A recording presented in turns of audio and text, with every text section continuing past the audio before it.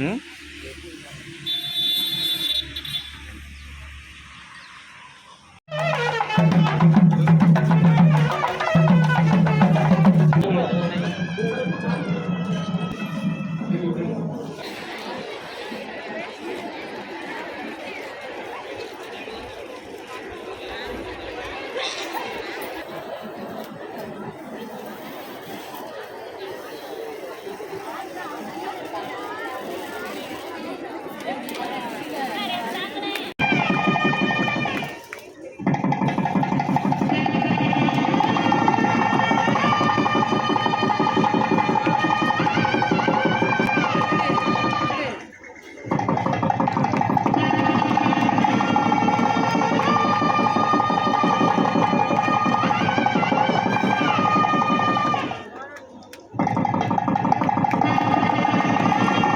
இன்றைக்கு ராமநாதபுரம் மாவட்டத்தில் 2,59,00,000 ரூபாய் செலவில் 8 கட்டிடங்கள் தற்போது திறந்து வைக்கப்பட்டிருக்கிறது.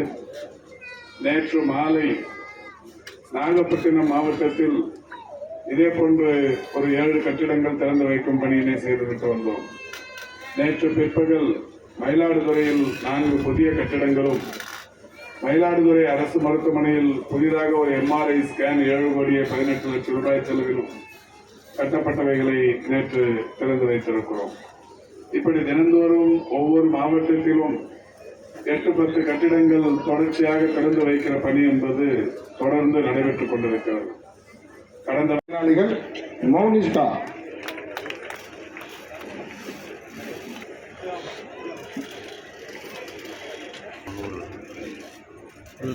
சிவகுமாரி,